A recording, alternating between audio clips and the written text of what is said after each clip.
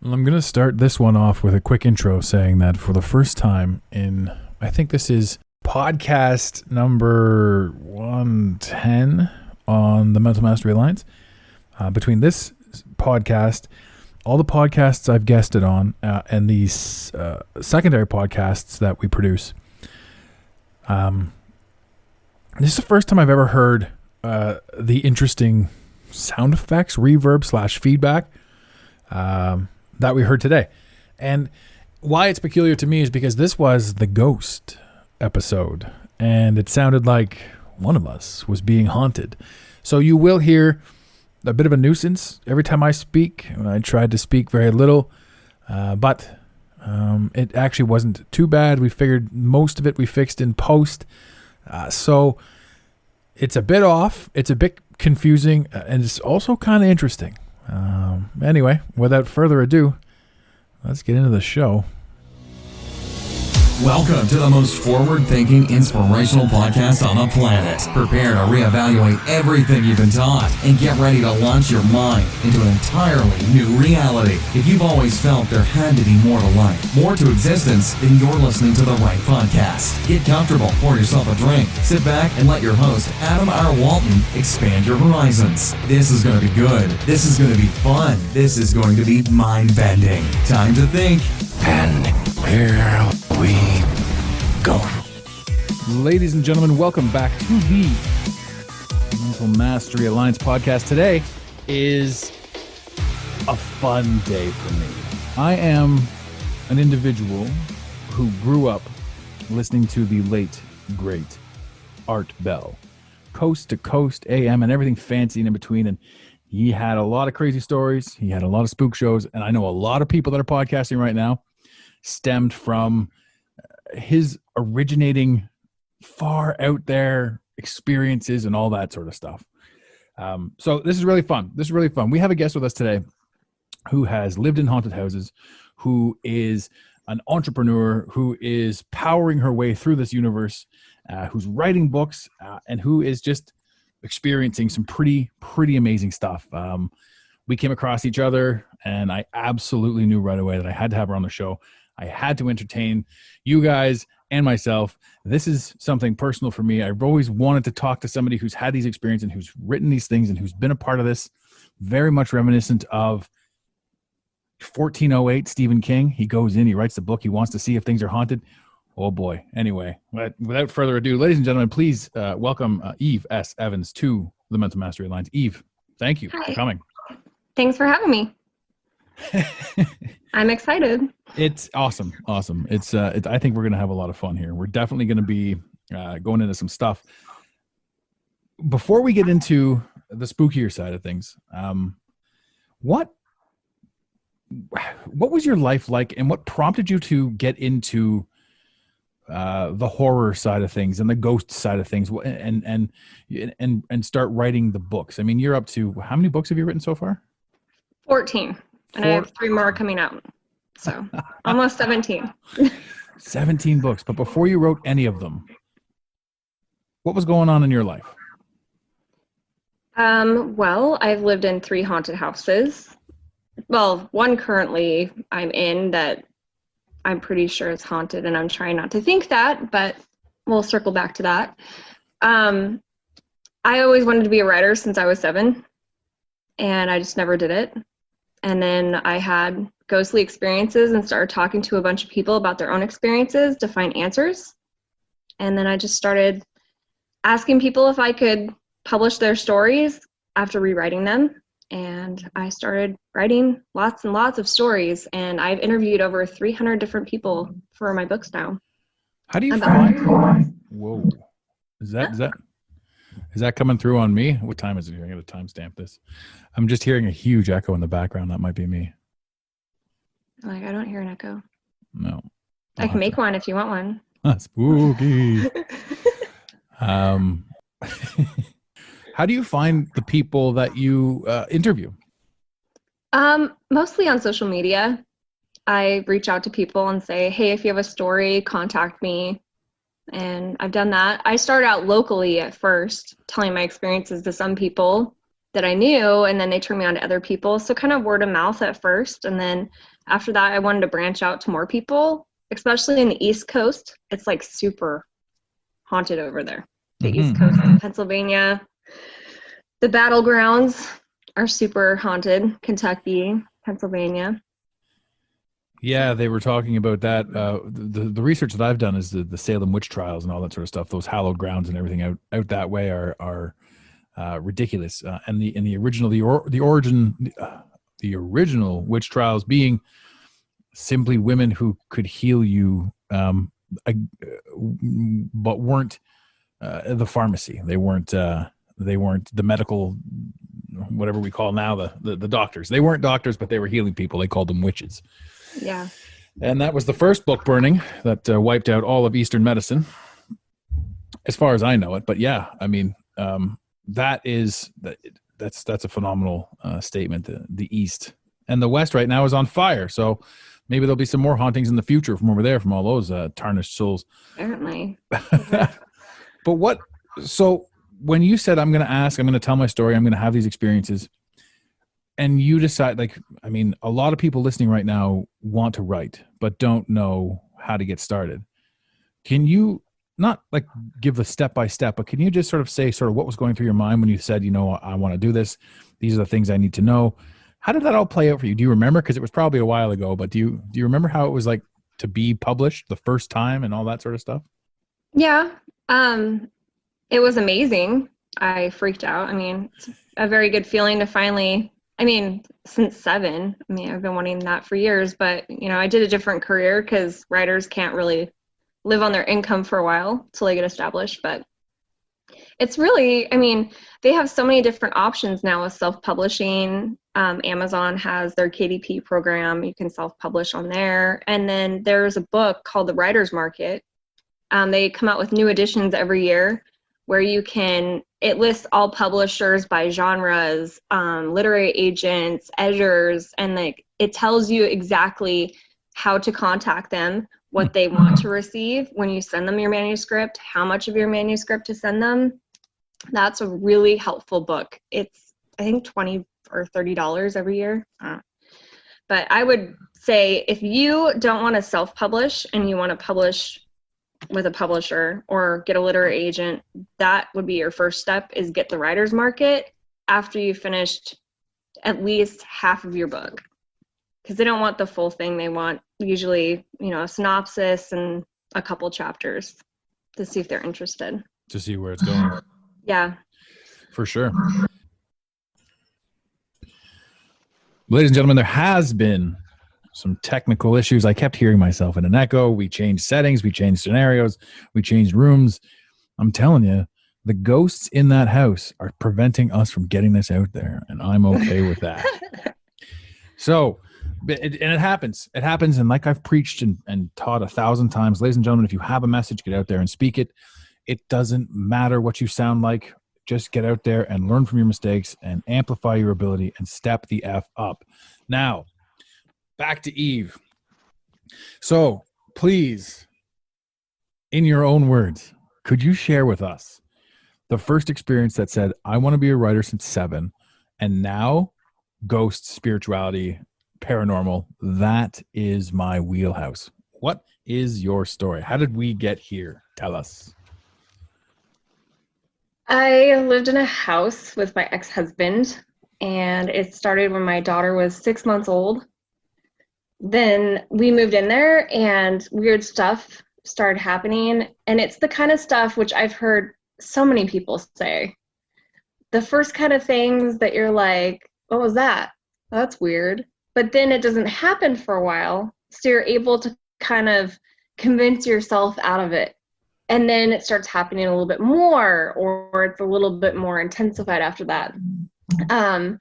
A couple of the experiences that I can remember offhand were I was taking a bath on one occasion, and my daughter was 6 months old. And I saw this shadowy thing like run past because I had the door open in case she cried because I was at home alone.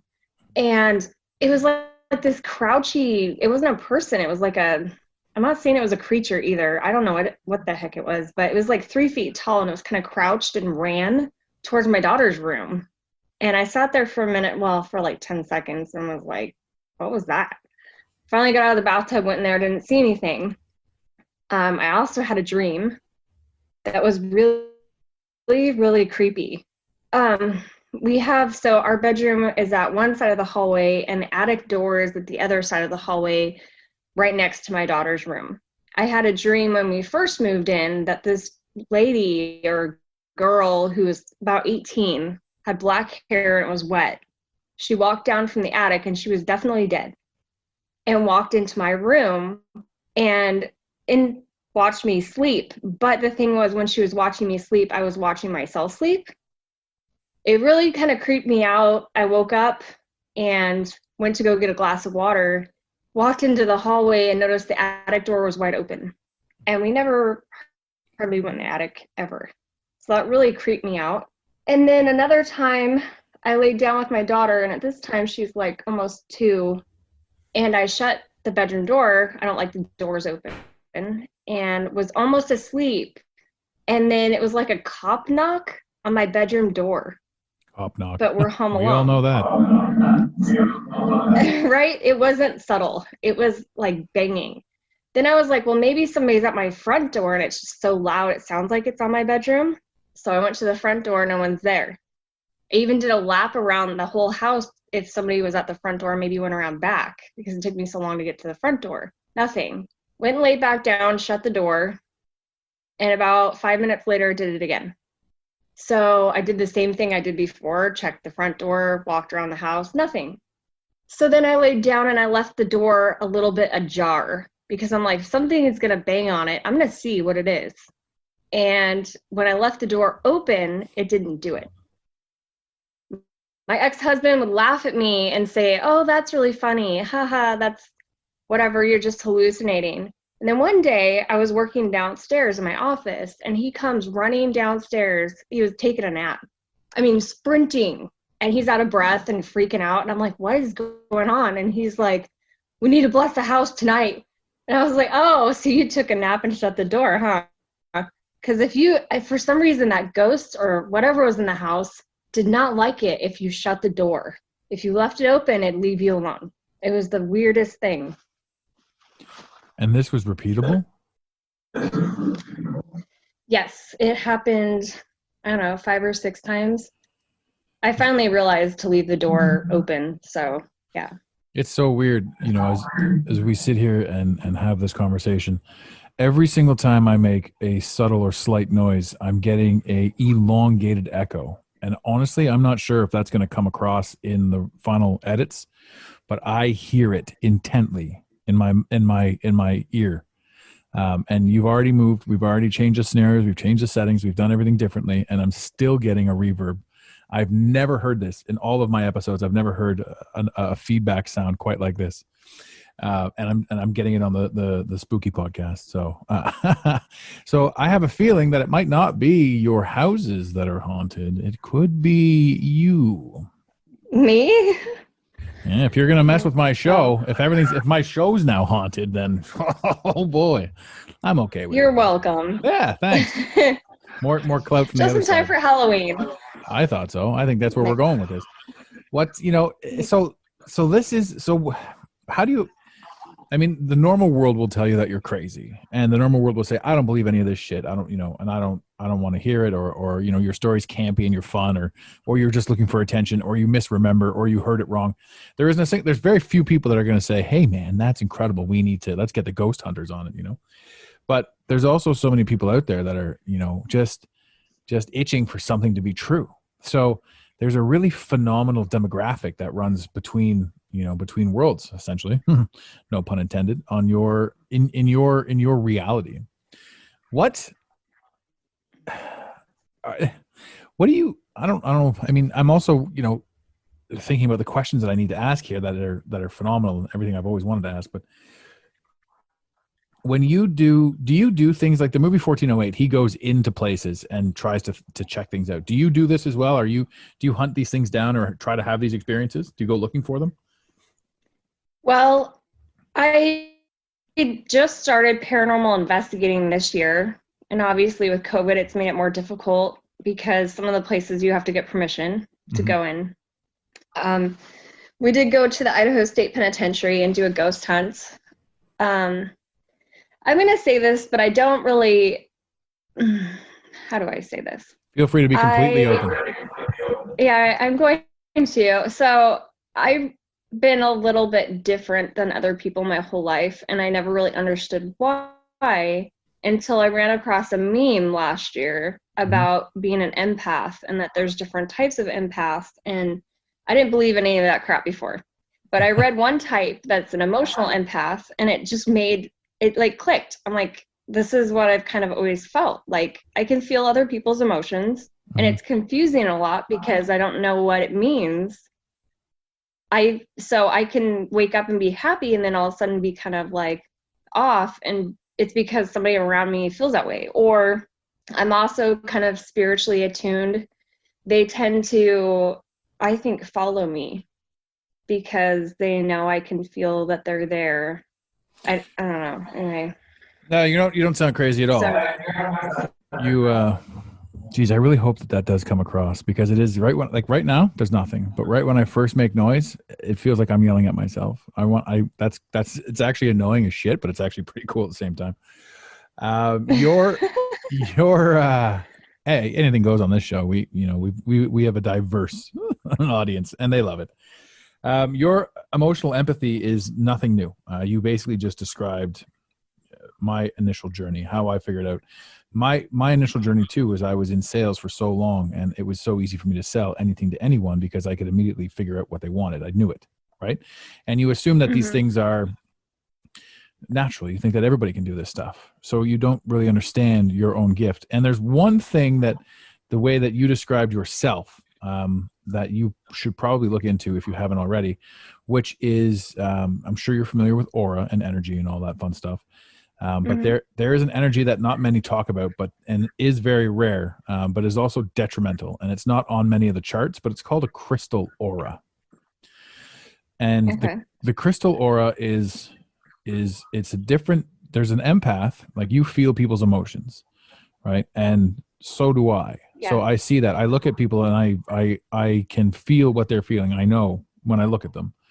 I can work with that, because I have a very strong aura. But if I had a crystal aura, what that means is I'm not based in my own foundation. So a crystal aura absorbs and reflects immediately, which is probably why the entire world likes you all the time, because they see in you themselves. It doesn't matter who they are. This is how the world views you. You immediately reflect back themselves.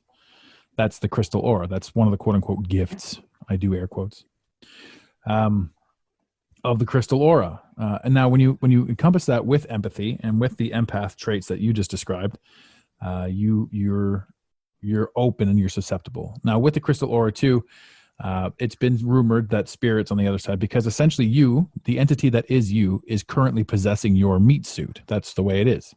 It is a possession. You are not your body. You are the entity that possesses your body. That's how we got into the world. It's like the picture going scuba diving, right? You don't just jump into the water and swim to the bottom. You get into a suit and then head into the new environment. That's what you did to come to Earth. And I'm not explaining it to you, but this is for you and for the audience and for everybody. And we're just all following along on the same page. You kind of are, actually, because I don't know a lot about auras. So. Oh, okay. Well, there you go. So thank you for the information. No problem. And yeah, you're not crazy. And everything that makes you think you're crazy is what actually makes you unique. And everything also, you have to remember too, that anything that makes you think that you're crazy was handed to you from the world that has essentially been lying to you since day one about virtually everything. So this is also where depression and anxiety come from. Everybody doesn't fit in this world that is a bullshit lie, that the truth of who they are shines brighter than the lie of what they've been told, and therefore depression and anxiety are born, because one can't grasp how everything can feel so different inside than what's been told outside. And a lot of people just A lot One of thing people. I hate is how. Oh, go ahead. I'm listening. Sorry. Carry on. Are you sure? Absolutely. We're in. One thing I hate is how people say, well, that's not normal. Mhm. And one thing I want people to know is our definition of normal is on a case-by-case basis. So there is no definition of normal. Normal is what you believe. Yeah. I don't know. I just wanted to say that. Yeah, and everything that you believe is a result of everything that you've been taught. But everything that you've been taught is not everything that I've been taught, and everything that I like, and my preferences, and my social, like the definition of normal is not. There is no definition of normal, and that's that's a big deal. People like, if ladies and gentlemen at home, you all heard me do the baseball analogy. Your team, my team, we go to the same game, we sit in the exact same seats. The same thing plays out. Reality plays out identically to both of us. One of us ends up being pissed off. One of us is super happy. This is how we define normality, right? There is no normal. There is only personal preference. And personal preference, you have to ask yourself, where did it come from? Where did I gain my personal preference? Who taught me to be this preferential to these certain things? It stems out, further and further. When you talk about ghosts, when we talk about spirits, it's got to be an interesting spot for you to be in, to be like, I want to talk about this stuff, but people are going to think I'm crazy. How do I advance? I mean, you've carved out, a 17 book niche for yourself. So that's pretty impressive. Considering the trials and tribulations of everyone saying, oh, writing's difficult, or oh, it's too hard to get started, and then the topic that you chose, oh, why would you want to talk about that? All that sort of stuff. As it appears to me, you fought your way through all the naysayers, and you'll continue to do so your whole life, because without doing that, how do you challenge who you are? This is supposed to be a crazy, fun, spooky show, but we always like to mix in some motivational stuff into it. That is, that's how we power through the mental mastery of it all. Yeah. But I don't know if you had any more questions about that, or if you wanted to talk about that, or if there's anything that you wanted to ask that you may not have asked before. There's answers out there, and if I don't have them, I can find them. Yeah. Not a lot. Like my husband and I are starting to do investigations at different places, and we just stayed at like a haunted B&B a couple weeks ago, and that was cool. So I take my EVP with me and record audio and go through it, and so I've caught quite a bit of audio, but the one that I've had a couple in this house, and activity in this house is, there's been a couple things that happened since I've lived here for 2 years, but this last week there's been a lot. So I've gotten a couple recently here, which I think I'm going to stop recording here because I think it's stirring it up. So, but we went to the prison, and there's a building called the Shirt Shop, and a man was murdered in the shower there. And we were sitting being quiet, recording our EVPs, and I'm just sitting on the floor, which is concrete, with my back to the showers. And I think I was touched by something. It was very hard to explain, but I'll do my best. It was like tingling, as if your foot's asleep, but on the side of my face, and it started really light, and then it got more deep, more pronounced, and then kind of moved up my face, like somebody was swiping their hand on the side of my face slowly up towards my hair. And then it felt like a spider was in my hair. So it wasn't like wind or a vent. It felt like, just a little tiny bit, enough to know as if a spider was in my hair. And I sat there it happened for like a whole minute. And I sat there, I'm like, I can move away. And I'm like, well, if it's not harming me, then that's why I'm here, right? So maybe I should just let it do whatever. So I let it do that, and then it just went away after like a minute, as quickly as it came. So I'm not sure if that was being touched, but it was definitely something I've never felt before. And then I went back through our EVPs. At the same time that happened, we caught an EVP saying, "It's in hell." And it sounds demonic. So then I was kind of freaked out that I let it touch me. So if you want, I can send that to you so you have it. But if you hear it, it's really creepy. Yeah, no, I do want it. Well, there's that sound again. So yes, that's so weird. Every time I make my initial speak, it goes. No, I'll edit that into to this show.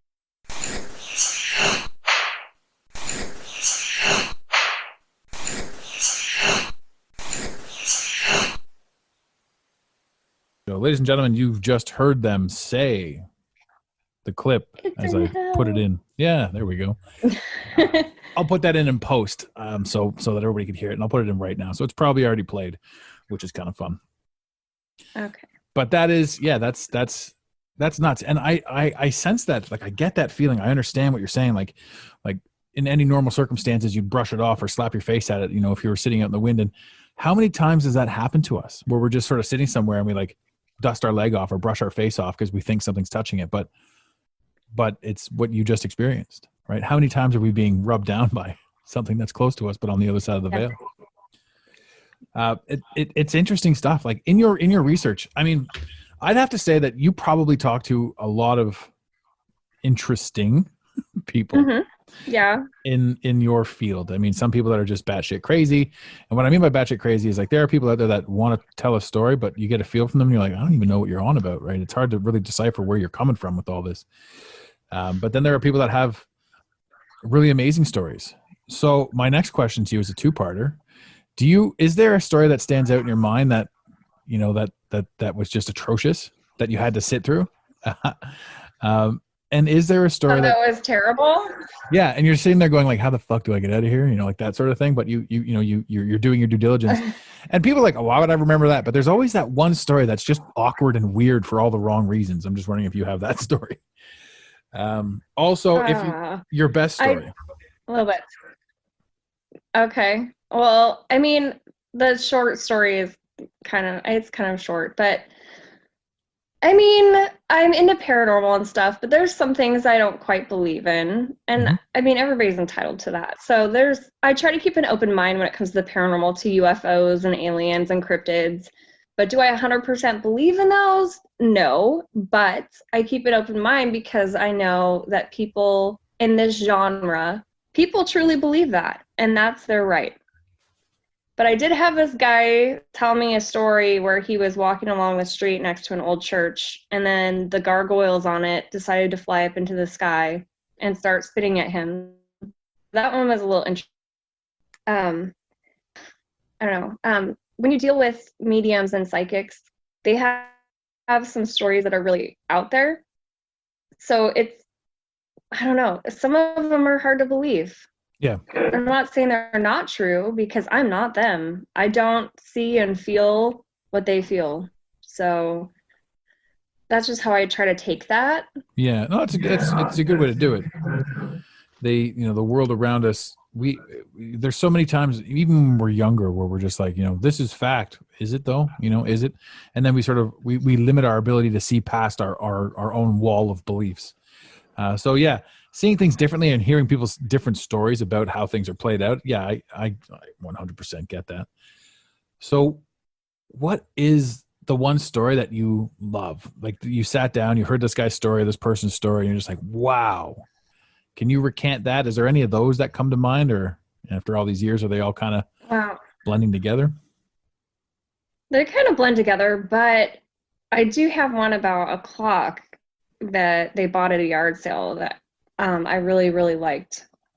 This guy and his wife went to a yard sale, or an estate sale actually, and they found this clock, and they're actually antique dealers, so they go to them pretty regularly to find, really decent stuff for their shop. They found this clock, and the wife really wanted it, so the husband bought it and did a little bit of fixing up on it. I noticed there was like a little bit of coppery red looking stuff on it, cleaned it up, and after all this, he realized maybe it could have been blood or something. The lady who had the estate sale afterwards, they went back and asked, and she committed suicide. After they bought the clock? Before. That's why they're having the estate sale. The lady killed herself. Oh, okay. And they bought this clock off of her, or her family, and they brought it home, and then they started seeing and hearing crazy things in the middle of the night, usually around 3 to 4 a.m., which if you're into the paranormal, that's dubbed the witching hour. They would wake up in the middle of the night and hear scratching on the side of their bed or on the wall. Objects on their nightstands would move slightly, wake them up. They would hear footsteps in the hallway and in the bathroom that would adjoin their bed in the middle of the night. And one time they saw what they thought was "Get Out" etched on the wall in their bedroom after they woke up from hearing scratching in the middle of the night. So that story really creeped me out, and I really liked it only because as a child I went yard selling with my dad all the time. And so I was like, that would be really creepy if I'd picked up something that was like weird like that when I was a child. So that one I really like. Yeah, that is a fun one. It's interesting to think about that when you're picking up somebody else's property, you're picking up something that, they say spirits can attach to things, and the oddball thing there is "Get Out," written on the wall. I was like, wait a minute, this is my house. I don't have to leave. But that is the peculiarities of that sort of stuff. I mean, there are so many things, and every single one of us have had an experience, even if we want to denounce it or anything like that. I mean, sleep paralysis, for example, those things, like this stuff is true. There are so many times where, if you don't deal with your demons, like they make themselves visible to you, type of thing. And sleep paralysis, there's some crazy sleep paralysis stories out there. And like I opened the show with, talking about Art Bell and things like that. He had, when he talked about the paranormal, he went down, I'll never forget, I think I would have been like 18 or something like that. And I'm listening to him at like 3 a.m. I had some work to do. I was up working and doing some stuff. And in 1998, we had the radio. It was basically what we had. There was no podcast. There was no nothing.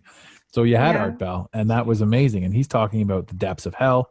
And he's talking about how things will come up from the gates of hell. And since then, they've dug into the CERN Hydro Collider. They've dug that hole out in Russia that was like a certain amount of feet or depth or whatever it was, and they were trying to find, I don't know what they were trying to find, but they said that these things have tapped into frequencies and have opened up certain things in and within the world. Have you noticed a shift, or is there a correlation, or has anything tied into the year 2012 for you in your stories? No, I haven't really noticed that, but I do know what you're talking about with sleep paralysis. And then, wasn't it where they dug the hole where they heard voices that they thought were coming from hell? Yes. Yeah. Yeah, I heard that, and oh, that's so creepy. Yeah, that was. It totally sounds like that. There was the Art Bell. The Art Bell did a whole special about they'd been digging this hole. And in the hole, they heard the voices from hell, quote unquote. But the Art Bell special was about a guy who was in the forest in the area, and he was hearing the voices as if they were coming at him. And so he started recording, and the recordings are played out on the show. So it wasn't in the hole; they had left the hole. That's so weird. Which is the creepy thing. Have you heard this broadcast? I feel like I should tag it. I don't know if I can. Whatever. You should tag it because I haven't heard it. Yeah, I'm gonna steal it. I've heard of Art Bell, but I haven't listened. So now I will. You got me intrigued. Yes, if you haven't heard Art, ladies and gentlemen, if you haven't heard of Art Bell, and you're into this sort of stuff, he's the originator. He's the legend.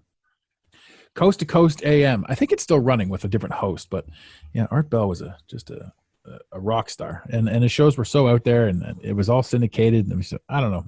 There's a huge lineage behind him. He's a lot of fun. But yes, sleep paralysis is a big one. I'm trying to think of the ladies. There's a lady that people often see. Do you know what I'm talking about? A lady that the old hag, which I've actually seen. Yes. Okay. Yes. So you've seen her, like she came to you. Yeah. Right. In my first haunted house, and that was terrifying. With a little bit of gusto, let's hear that story. Absolutely. Because, ladies and gentlemen, you do it better than I do, because I forgot the name, but do you know the history of the old hag? Vaguely. I looked her up after that. More so, I was shocked because the fact that so many people have seen the same thing, because I was just Googling it. I think I Googled witch in my face, because she kind of looked like a witch, but not quite. And then I saw the picture of her. I'm like, that's the exact same thing I saw. So it's just creepy how so many people see the same thing. But no, I don't know a ton about her. I just know that she's evil. I'm not a specialist on shadow people per se, but I do know a little bit about them, since I just wrote a book a month ago about a ton of shadow people, or Yes, experiences rather. that's funny because I But pull yeah. up.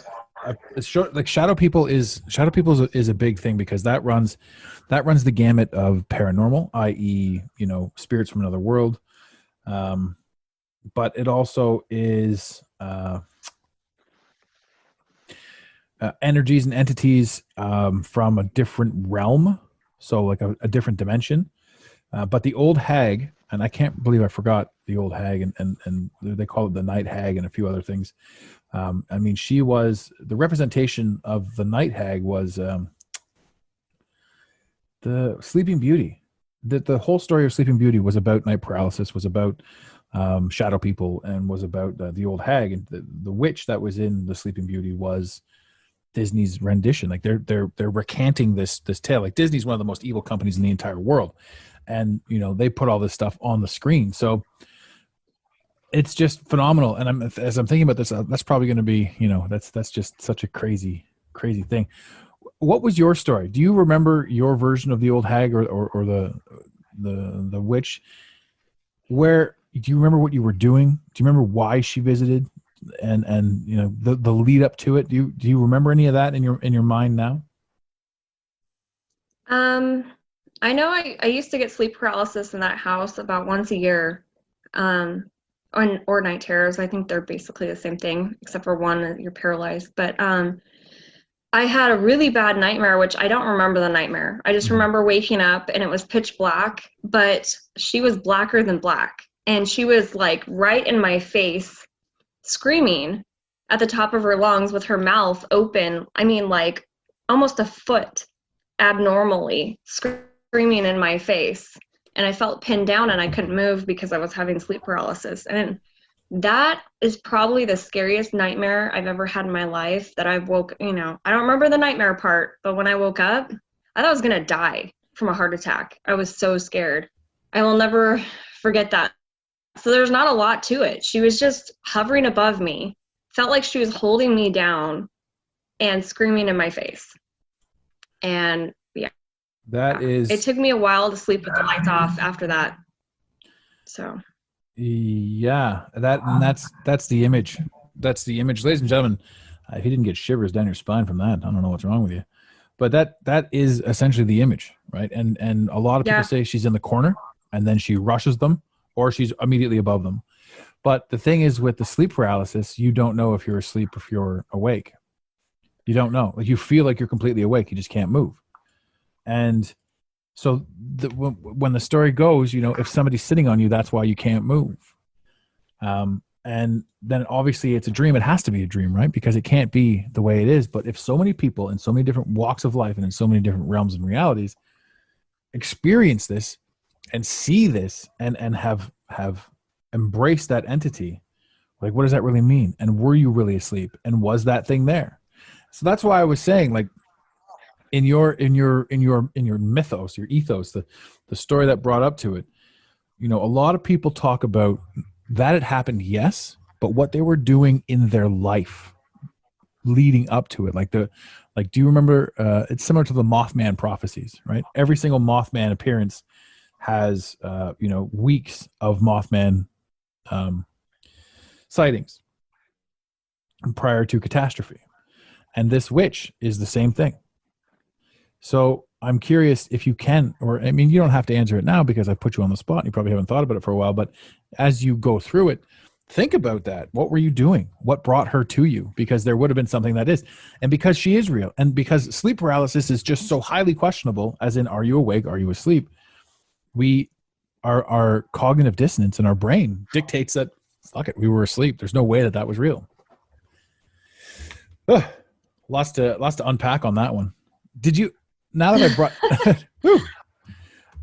now that I brought it up, though, do you have anyone that's talked about the Mothman prophecies, or anything like that?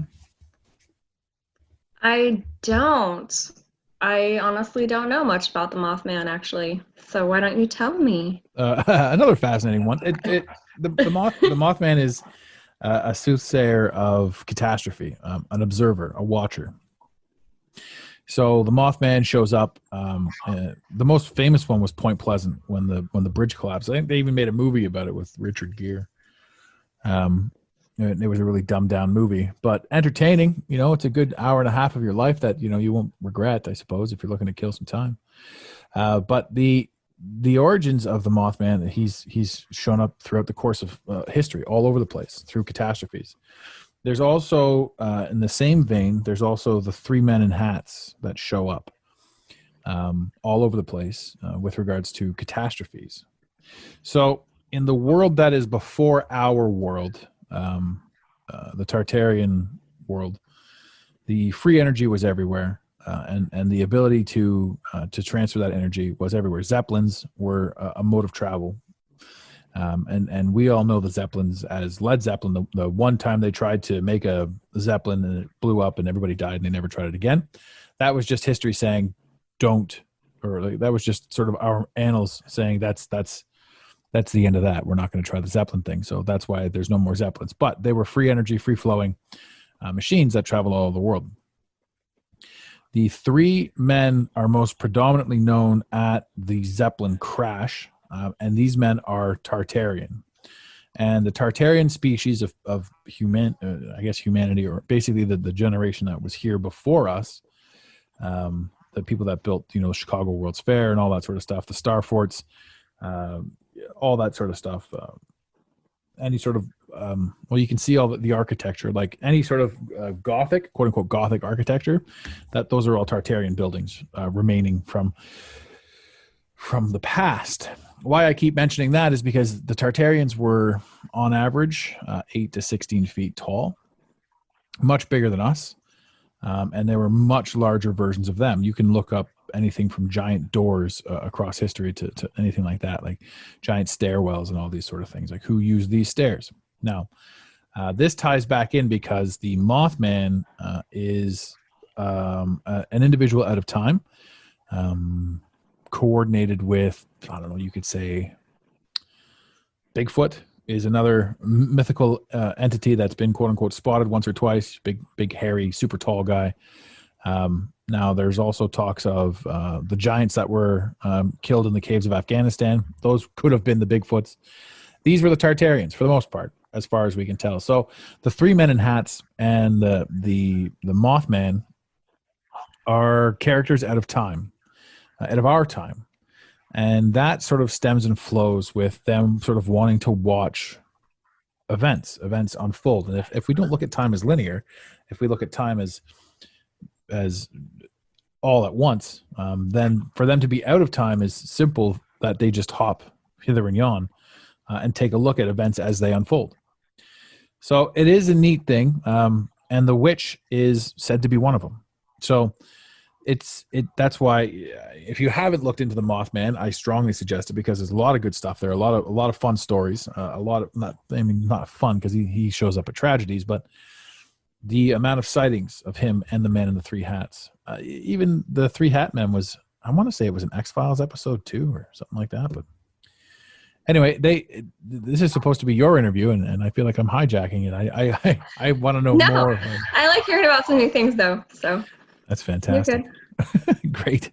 So you have 3 new books coming out that you were talking about. You have a brand new podcast that you're just getting underway and you're just starting. What's your new podcast all about? What do you guys talk about on the show? I actually interview different people, authors that have written paranormal books, but have also lived in haunted houses, paranormal investigators, mediums, spiritual people.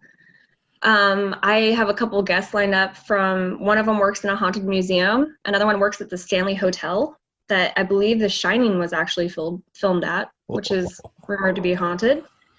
So I have quite a lot of guests lined up that are pretty interesting. So I'm excited about that for sure. That's amazing. I learn different things from all of them. Oh yeah. That's the best part about doing these shows and these interviews. What is the name of your new podcast? The Ghosts That Haunt Me with Eve Evans. I love it. Did you guys catch that, ladies and gentlemen? That is a Crash Test Dummies album too. That will be linked in the show notes. Crash Test Dummies is a Canadian band. We're a Canadian podcast. But we're worldwide now. I totally love the crash test dummies. It's weird. Like, I don't, you don't think about them as making it big anywhere other than in Canada. It's like them and the Tragically Hip. But I guess they had a pact. But the Ghosts That Haunt Me. They did. That is going to be, I think it's going to be it's going to be a great show. It's exciting to get all this energy out there. It's exciting to push and promote new ideas and new change, especially in this day and age where we can't rely on anything. We can't rely on anything that we've ever been taught, anything that we've ever been told. We can't, it's all like the fuck. You just turn on the news and you're like, this is so depressing. I don't want any of this shit. Like, I want new stuff. I want new challenges. I want to hear people pushing the envelope. I want to hear people reaching outside and trying and challenging themselves to see, feel, and do new things. And you're coming out here with, great disposition, great energy, and you're pushing a solid message. I am looking forward to it. I am definitely going to drive my traffic. You guys, everyone listening, go take a listen. Again, the links will be in the description of this episode. I appreciate that. But before we let you go, I'm going to put you on the spot again. Mm-hmm. We want one more story. One of your favorite ghost stories that we haven't heard so far. Well, how about I actually tell you about my second haunted house? Perfect. It was terrifying. I actually had to get medicated living there. Wow.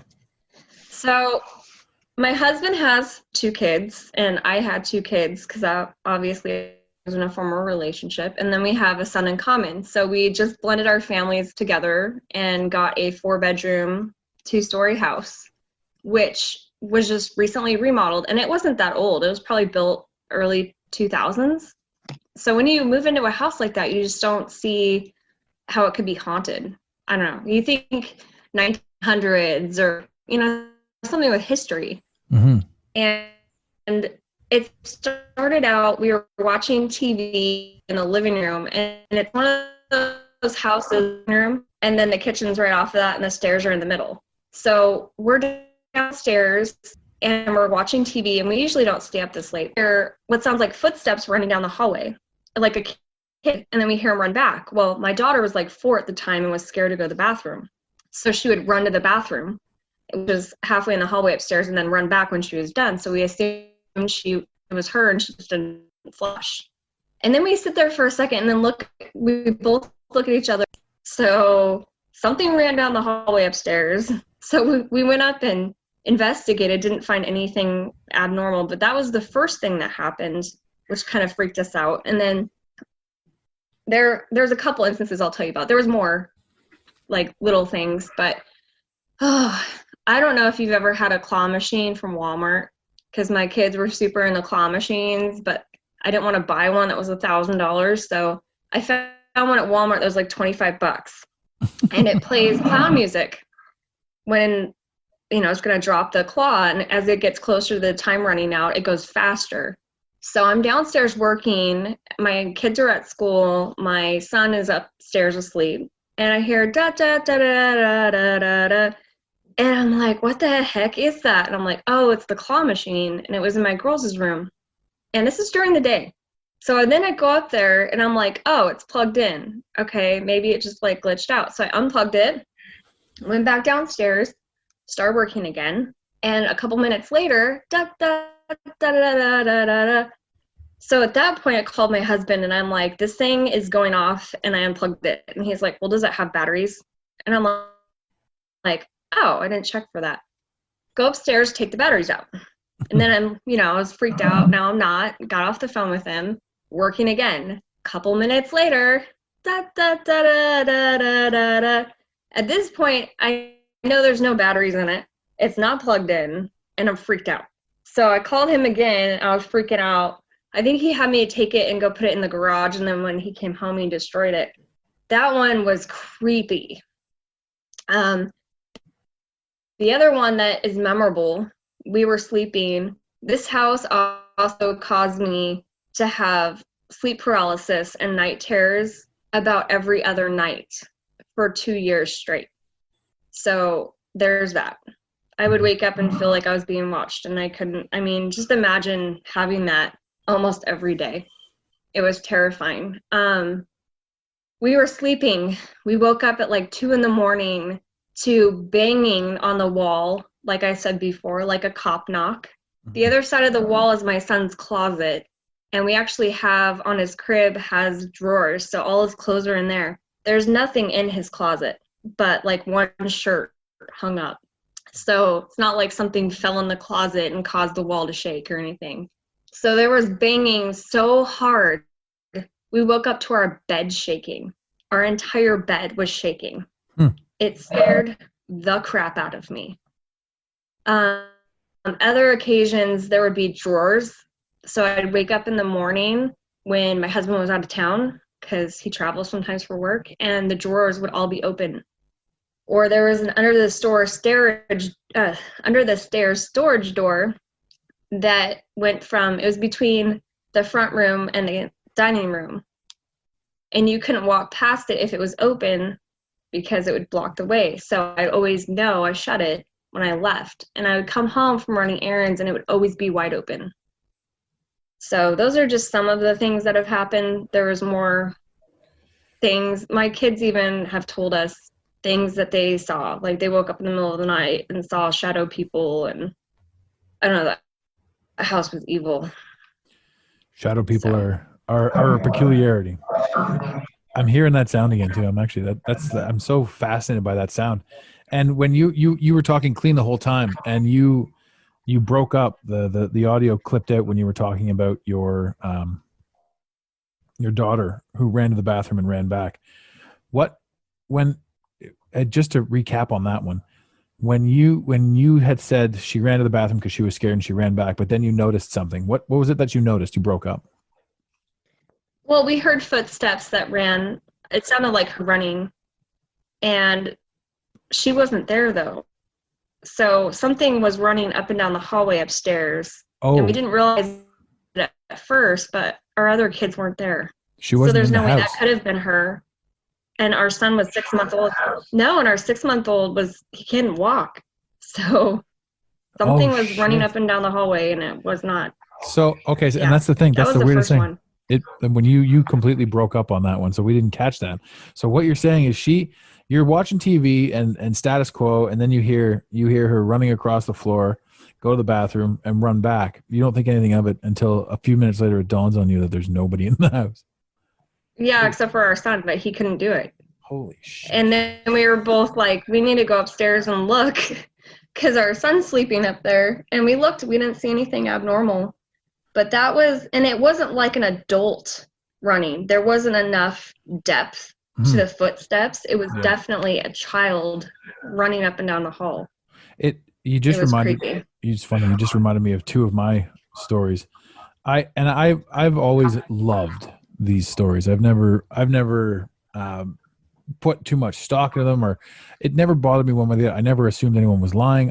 It was just neat. There was nothing to it, right? It was just one of those neat things. I mean, the small stories about my in my mind, the ones that pop up are like, there was a door in my basement that was locked. It was absolutely locked and shut.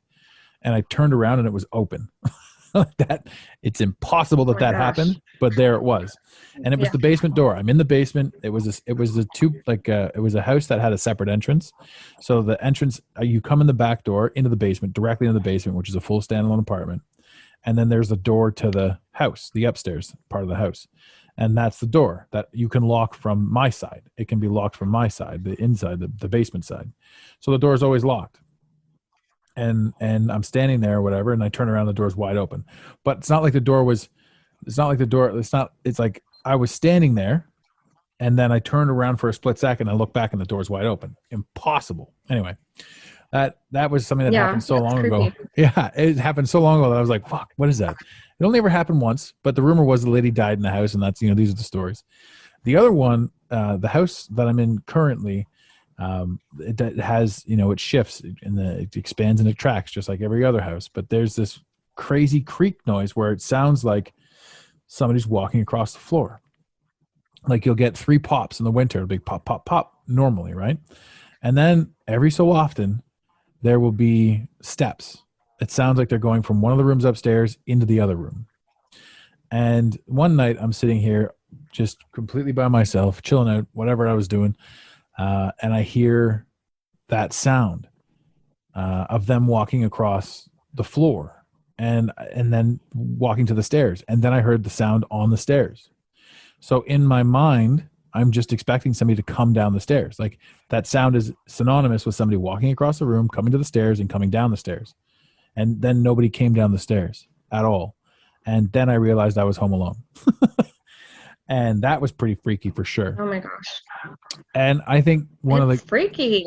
it is. It's a weird scenario, you know, and you look back on it, you're like, oh, I'm just crazy. But then there's one that happened to me. It didn't happen to me. I was privy to it. It did not happen to me.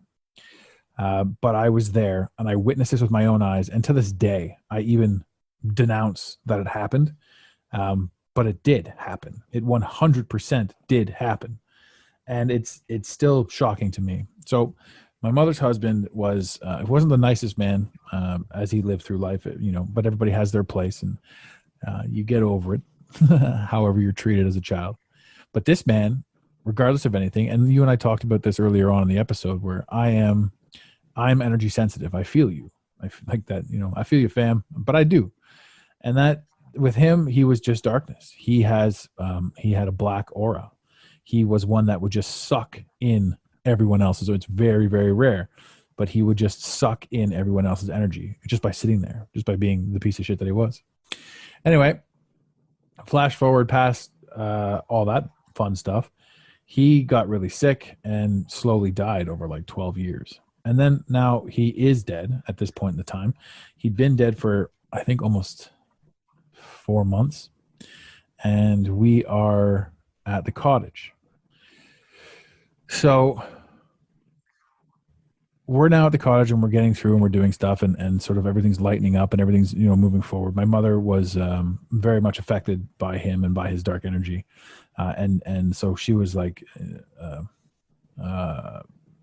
released almost, you know, like she was released of it. And she, not that she was a terrible person, but she, you know, she was happy to be done with that energy. And she's moving forward with her life and all that sort of stuff. Anyway, so we're at the cottage and we go out and we go into town, and she forgot her phone at home or at the cottage. And so anyway, we get back and she's got one missed call and a message. She looks at the number of the missed call and she's like, fuck, I recognize that. And she checks the message and it sounds just like one of your recordings. And it's very, very faint and it's all white noise. And then I had to listen to it 25 times, and I did listen to it 25 times. This is how I know it's real. Wow. And very faint in the background, Jude, are you there? And it was him 4 months after he died. And the number that was left on the phone from the call display that left the voicemail was the number of the room in the hospital in which he was staying. Oh my gosh, that's so creepy. Yeah. And like that shit was intense because, you know, you hear somebody say that, like, it's Garth. He's leaving this message. And, you know, you're like, what? He's been dead for like 5. He's like, I get it, but like, no, it's not. So I listened to it over and over, and I'm listening to it and I'm hearing it and I'm denying it. I'm hearing it clear as day and I'm fucking denying it. Right. And then it's just like, wow, no, that was that. So she calls the number back, and of course it's the hospital. And in the room, and a lady answers, and she says, no, this is where I am, and this is the room number I'm in. And yeah, that floored my mom for a while. So, but that happened, and that was that shit is real. So, who knows about that? And you know, I could do a little bit of digging. It's creepy. Things do happen. I did do a little digging into that too, and apparently, voice messages are not are a regular recurrence. You know, and another thing, they're not uncommon. It does happen. It's funny, this as I'm talking to you, this is almost therapeutic. I remember when my father passed away is 2007, and I was working on this project. And this project was back before there was all kinds of crazy stuff. There was a few good photoshopping apps on Photoshop and Adobe Paintbrush and all that sort of stuff.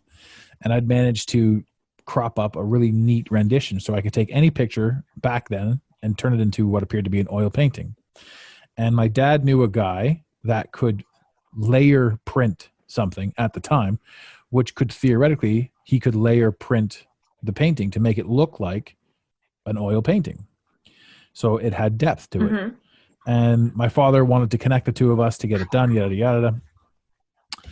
He never had the opportunity. He passed away. I knew my dad passed away the minute he passed away. I felt it right away. It was the weirdest thing. So I'm sitting at my house. It was around 2:14-ish in the morning. And I felt him. And then I got a call from the hospice that he had passed.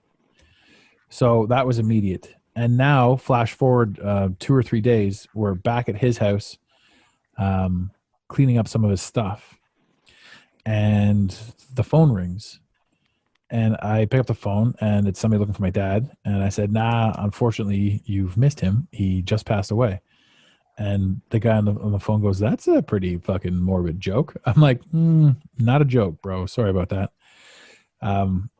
And I've never heard of this guy. I don't know who he is. And so he starts telling me about how he's just cleaning up his thing. And for whatever reason, my dad popped into his head, and he had to call. He just had to call. Turns out this is the guy that owns the printing press that I needed to get in touch with. And I thought at that time, yeah, nothing ever came of it at the time, but that to me was my father's energy doing his last bit of push, his last bit of unfinished business. He wanted to make that connection. He never got around to it. Yeah. And that was just, cool. Yeah, that was just a neat little thing. So, geez, on that note, thank you for thank you for the therapy session. I just got to unload a whole bunch of You're stuff. very welcome. Anytime. No, that was great. Again, I'm super excited to talk to you. I know that you're going to get really, really good at this interview and this podcasting thing, and you're going to have one of the best shows out there. So I hope when you are huge and famous that you'll come back on the show and we can talk more about stuff. Maybe that spooky ghosty connection thing is going to be gone, and we can get a solid clip and just run through it. But I'm really excited for you and for what you're doing. I adore your message. I adore what you're doing and what you're creating and contributing to the world. So amazing. Well, I appreciate that. Excellent. I like what you're doing. Thank you. I've listened to your show too. Awesome. I like to have a little fun with it. So I guess then on that note, is there anything else that you want to say, or is there anything else that you wanted to talk about before we do the wrap up here? Not really. Awesome. Not that I can think of. Amazing. So do you think your house is haunted? No, I don't think it. I mean, I think at one point it might have been. I think at one point the energy could have been, sticking around. I don't doubt that for the least, because this house had had bad juju for a while with regards to a lot of things. But I think that when you face things head on, and when you aren't afraid of them, and when you question them, and when you call them out, you can push them away. I think that you can own anything, anywhere, at any time. And the house itself was never haunted. My mother was. This entity that was her husband fucking stuck around. That is an absolute fact. And that showed up all over the place, and random nuances all over the place that showed up. With regards to a continuation of haunting, no. I find spirits, in my reality, to be just like the spirits and demons and all that sort of stuff, just to be as similar in your life as habits. So if things are constantly showing up, facing them head on, calling them out, showing that you're ready to talk or ready to engage, usually defeats all of them. Whether that's a terribly recurring habit of yours, or a pattern, or constantly dating terrible, others, they're all the same people, all that stuff. When you face your internal demons, and when you face what you need to face, all of that weird shit goes away. And I think it's the same with demons. When you call them out, when you say, listen, we're done with you, they go away. They only have power over you if you give them power. And that applies to almost everything in this reality, I feel. Yes, definitely. I agree with that. Excellent. Ladies and gentlemen, this has been the author Eve S. Evans, writing books that you need to go and pick up all of. All of these books need to be acquired. The podcast will be linked in the description. Eve, thank you for being here. Thank you for having me. Amazing. And ladies and gentlemen, in the infamous words of Red Green, keep your stick on the ice. Thank you for listening to today's Mental Mastery Alliance podcast. Let the team know you're listening by using the hashtag MMA and Mental Mastery Alliance. Want more motivation? Be sure to follow online on Instagram at Mental Mastery Alliance and on Facebook at Mental Mastery Alliance. And remember, your perception creates your reality. Make it a great day. You got it, Pontiac.